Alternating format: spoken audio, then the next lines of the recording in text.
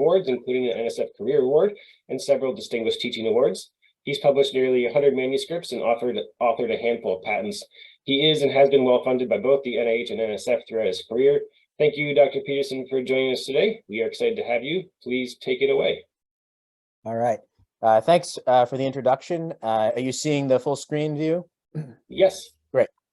Okay. So I'm going to tell you about acridonylalanine, which is a fluorescent amino acid that we developed in my lab in collaboration with Rick and Ryan Mell and the GCE for All team at Oregon State.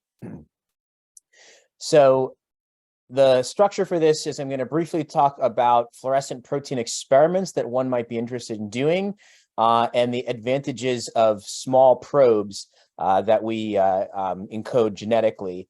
And then I'll talk about acridonylalanine specifically, incorporation and its fluorescent properties. I'll talk about a case study with the alpha-synuclein protein, which Rick mentioned. And then I'll briefly talk about a couple of other applications, another protein, LEX-A, that we've studied quite extensively, and then some imaging applications. Let's see, it's not advancing. Hold on. There we go. All right, so the different types of fluorescence experiments that will show up here and that one might be interested in include fluorescence polarization. And so this is an experiment where you would tag your protein with a single fluorophore and the polarization of the emitted fluorescent light is going to depend on the tumbling time of the molecule in solution.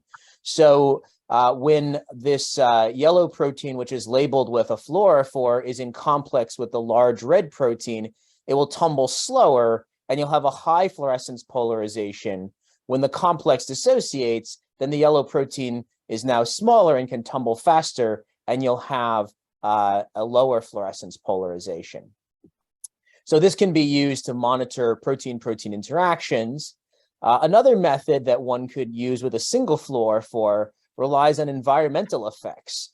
So in this case, you might have your yellow protein is folded and unfolded reversibly, and many different properties of the fluorophore might change. So the emission wavelength lambda, possibly the extinction coefficient, how well it absorbs light, the quantum yield for fluorescence, the fluorescence lifetime.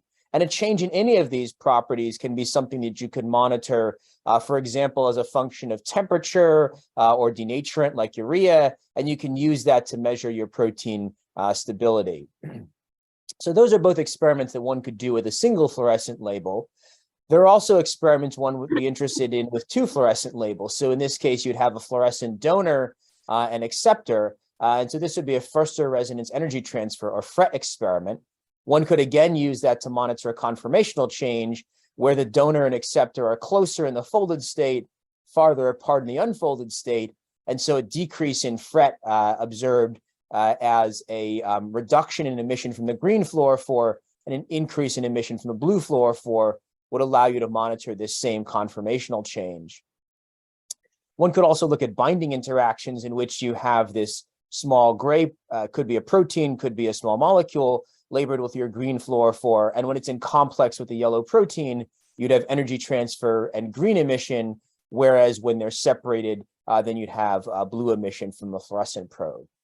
So all of these could be used to look at processes like folding, binding to partners, things like that.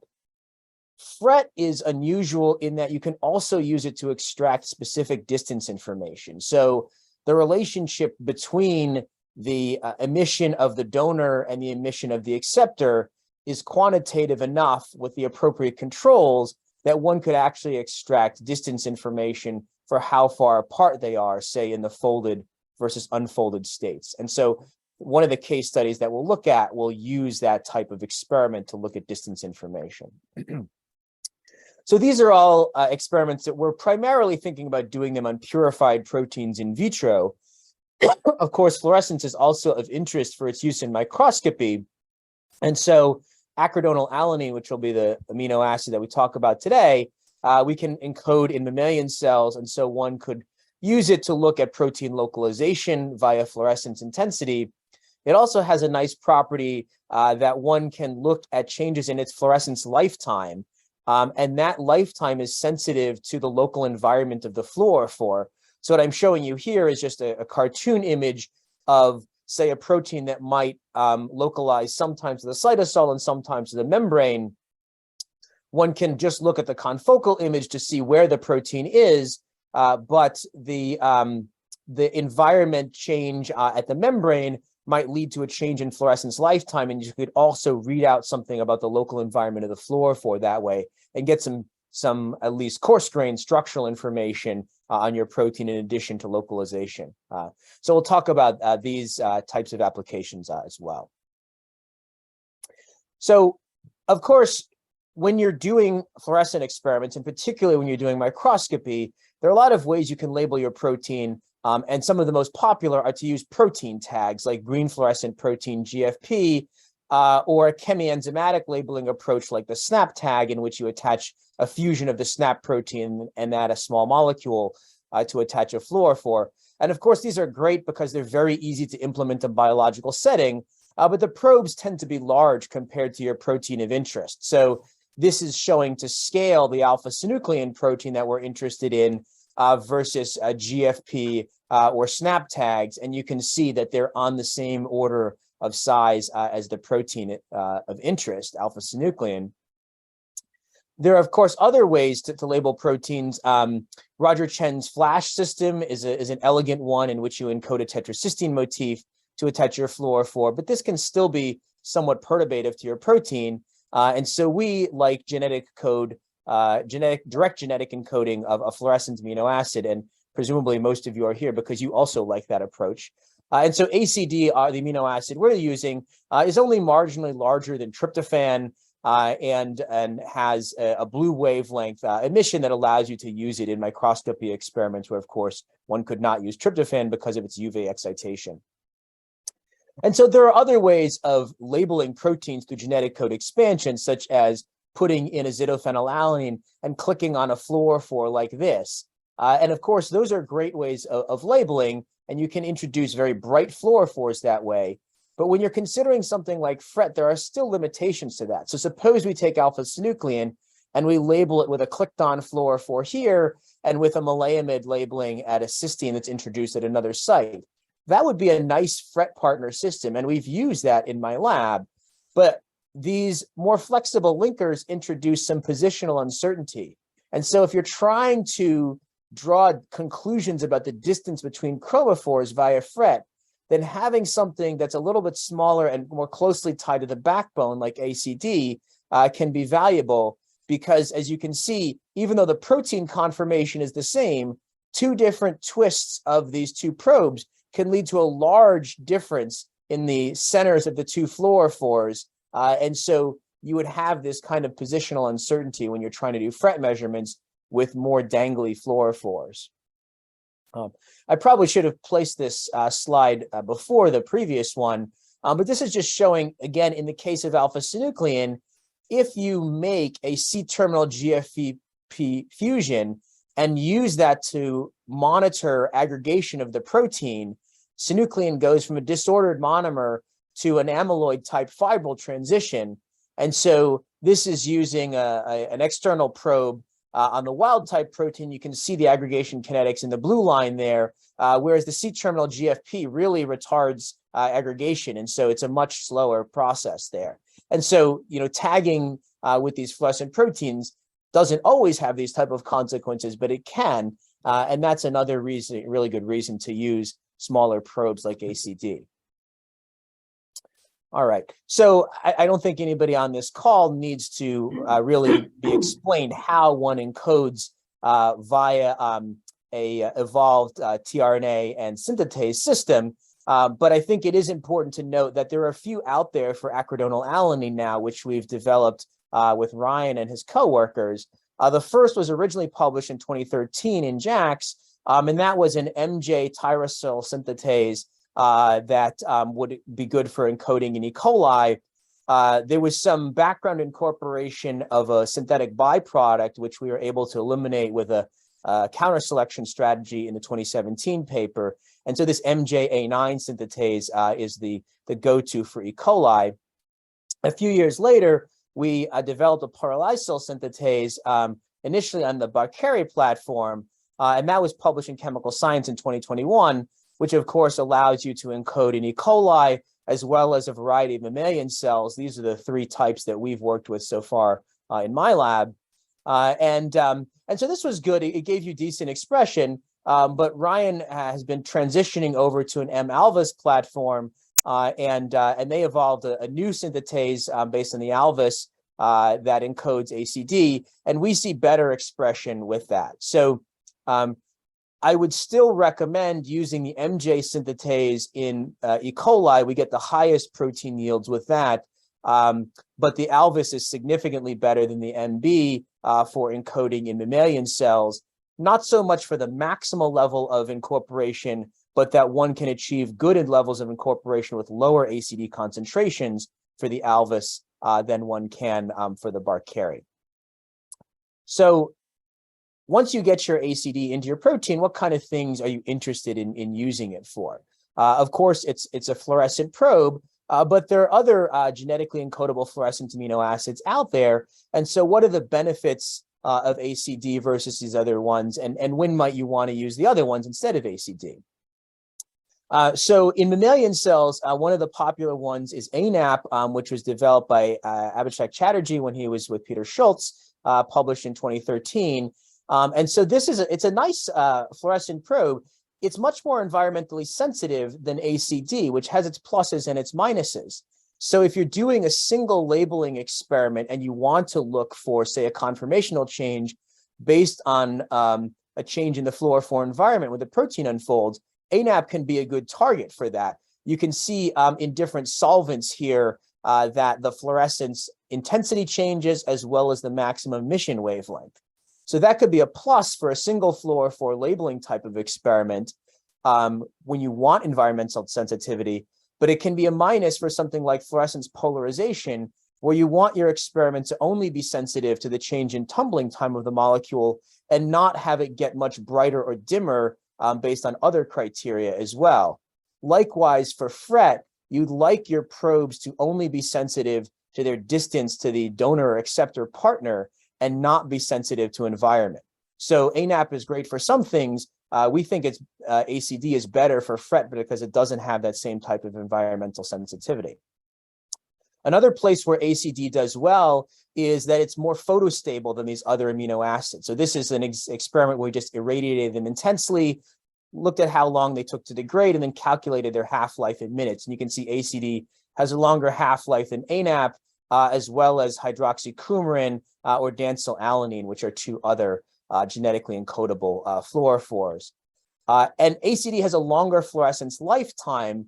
So this is just to distinguish, this is sort of photostability in this plot, and this is fluorescence lifetime, how long it stays in the excited state before it emits a photon.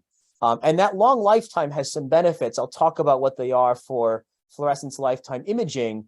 But when one does fluorescence polarization experiments, a longer lifetime fluorophore like ACD gives you a wider dynamic range in terms of molecular weight that you can look at. So 15 nanoseconds for ACD would fall somewhere in here on this curve. And so it can have benefits for that. So these other probes, I think, have value for certain types of experiments. But for some of the ones I'm going to show you, I think ACD is particularly well suited. So ACD can be a FRET partner for a variety of fluorophores. So ACD is excited at about 380 to 400 nanometers here in blue, and emits from 420 to about 450 nanometers in the dashed blue. So it can be a FRET acceptor for tryptophan if you want your donor to be something that's easy to genetically encode. But of course, your protein may have more than one tryptophan. And so therefore, if you can put in a cysteine and react that with methoxycoumarin, this is a really nice FRET donor. It has great spectral overlap. Its dashed purple emission overlays really nicely with the solid blue absorbance of acridone. So we like this if you want to have it be a FRET donor. If you want the acridone to be the donor and then have a different acceptor, we like BODIPI. So here's the acridone emission in dashed blue and the Bo-Dippy absorbance in green. And you can again see that there's really nice spectral overlap there. Bo-Dippy has the advantage of being an emissive fluorophore, and so in some ways it can be better for FRET experiments.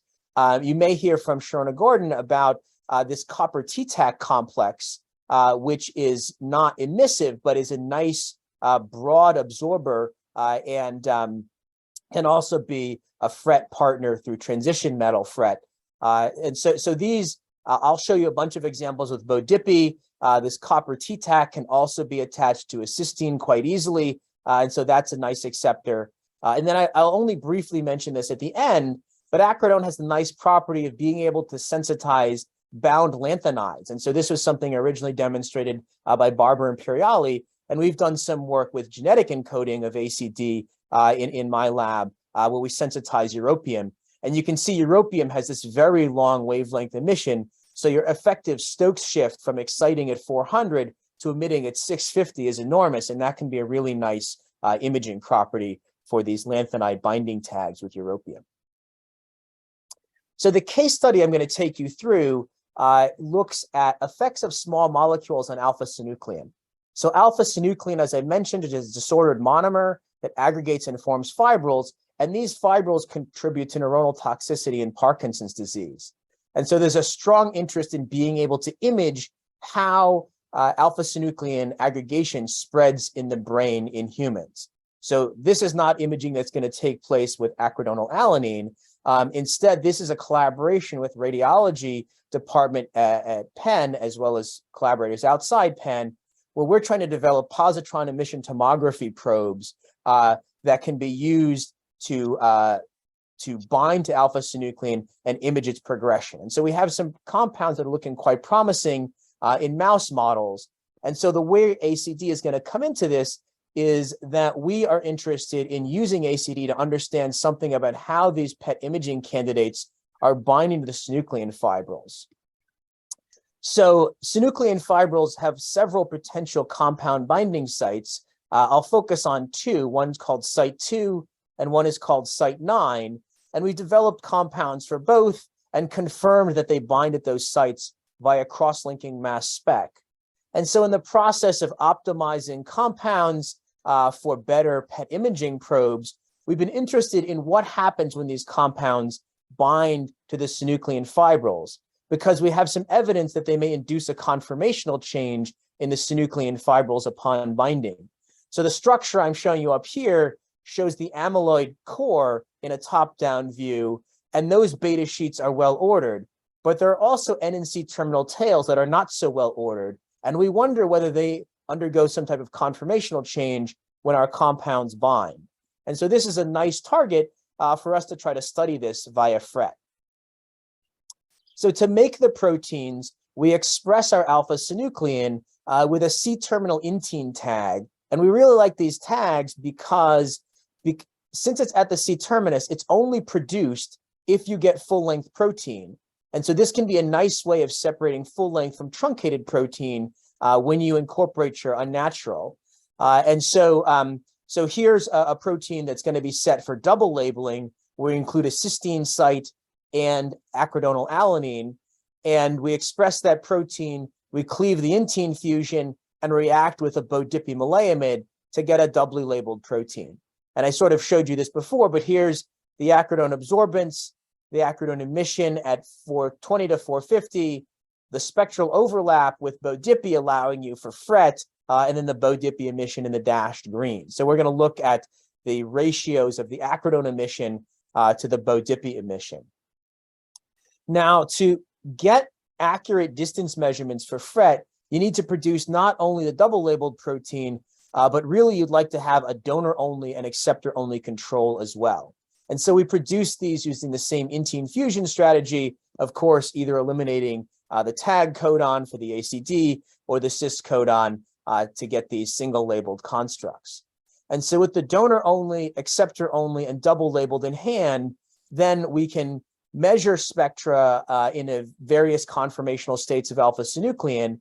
And what we do is we take the donor-only spectrum in blue, the acceptor-only spectrum in green, and we fit that to the double labeled spectrum in black. And so by reweighting the contribution from the blue and the green, we can make a linear combination in purple that you can see perfectly overlays with the black spectrum.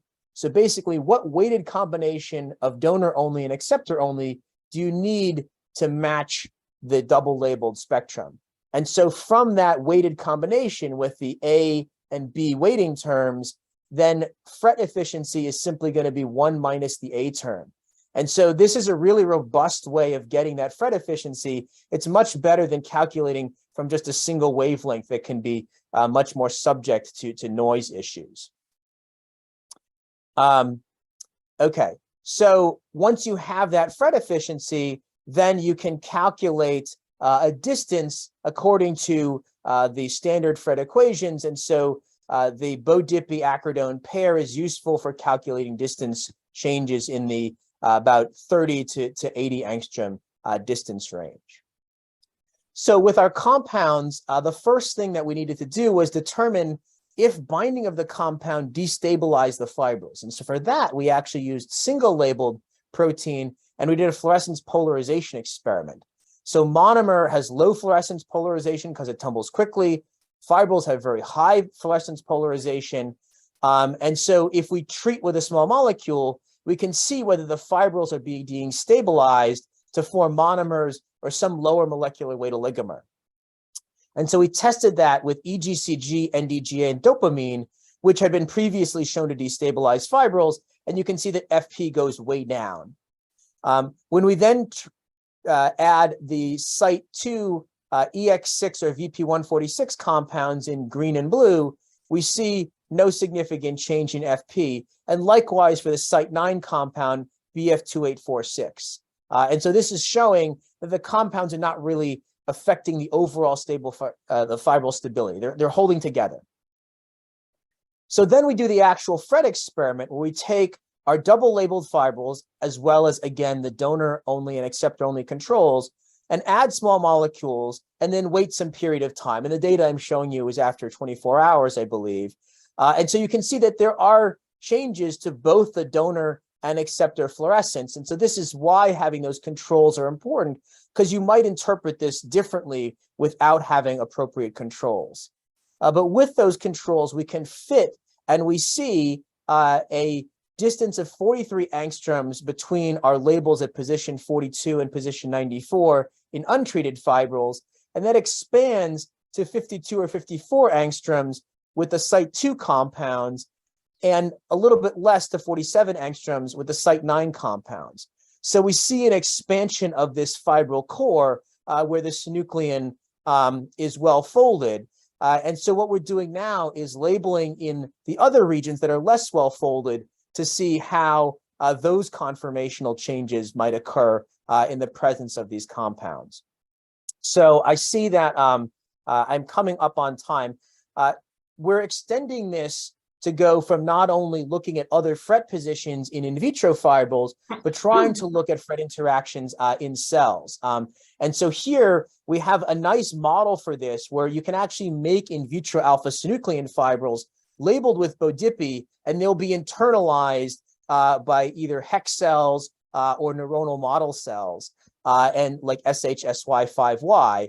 And so we've succeeded in expressing ACD labeled alpha-synuclein in those cells. And so the experiments now are to have ACD labeled synuclein expressed in the cells and add Bo-Dippy labeled fibrils, and to look for sort of seeding of aggregation by these Bo-Dippy labeled fibrils, which will be a very interesting experiment unto itself, because we've done some preliminary experiments with recruiting using antibody labeling, and we are able to see fibrils generated in the cells. And then we want to see how do these compounds affect these fibrils that we generate in cells. So transitioning to microscopy. Given the time, I'm going to skip this next project. If you're interested, it's this interaction of the bacterial proteins LEX-A and REC-A, and this was recently published in Protein Science. So you can read about those experiments there, which are another complex FRET experiment, and thinking about the detail with which you have to design the experiments to get good distance measurements there. but we were happy to see that we actually got data that correlate very well with cryo-EM experiments that came around around the same time. So in terms of microscopy, we've demonstrated that you can label both cytosolic and membrane proteins, we've also done some looking in outside of cells in synthetic systems with the engineering partners at looking at how proteins aggregate at the air-water interface. Because of those changes in fluorescence lifetime that acridone undergoes in different environments, then one can not only look via confocal to see where the proteins are located, but by looking for regions that have different fluorescence lifetimes, you can see that the acridone is in a different environment. So you can see the intensity here of where the ACD proteins are, but you can see there's at least two different populations, which are heat map colored in red for long lifetimes and in blue for short lifetimes there. All right, so there's kind of a whirlwind tour through ACD applications. In addition to the published work that I talked about, we have a bunch of future directions. We're making redshifted derivatives, whereby putting different groups in the ACD, we can get things out that emit out into the 600 nanometer range. And then in collaboration with the GC4All crew, we're working to get synthetases that it can encode those larger ACD derivatives. We're also working on strategies to make ACD turn on only in the protein. This involves those lanthanide sensitization experiments that I mentioned as one way of doing that, as well as by making derivatives that are dark as the amino acid, but then turn on upon protein incorporation. We published in 2021 a scientific reports paper on using computational modeling to predict what is a good labeling site, because that's an important choice that you need to make in designing these experiments. And then we're working on double incorporation of ACD as well as clickable sites to attach a second fluor for, and hopefully that work will be something that you see relatively soon. So just need to thank the people who do the work. Kyle, I dropped an F out of Kyle's name, Kyle Schaefer in my group, Eshe Hummingbird, Sam Yanakoulias, Venkatesh, and Jason are current people that work on ACD projects in my lab. These are some former people who were really key in developing it. Lots of collaborators on different applications, as well as development of new probes. And we've now set out quite a bit of ACD to people around the country, and I look forward to seeing how ACD is working for their projects. So if we still have any time, I'd be happy to take questions. All right, thank you, James, for a really wonderful talk. Very exciting science. If you have any questions, I think we can maybe do one or two real quick questions before we move on. Looks like we got one. Oh, Ryan, yeah. Ryan. James, I'll ask a quick question while others formulate. We've just been contacted recently about encoding BODIPI. And the reason I'm asking you, obviously had a lot of BODIPI examples. This would be encoded in the same sort of geometry or structural sort of analog to ACD. So obviously 3 rings attached to the beta carbon. You know, I was curious your thoughts on the utility of that system for your work, or would that be even worth our time? I mean, I think that could be good. I'm not sure whether the ribosome would tolerate that. We've thought quite a bit about what the ribosome will permit, but I think it's worth taking a shot at. I don't think BODIPI is the perfect acceptor, but it's got really nice trade-off of size in terms of the fluorescent properties.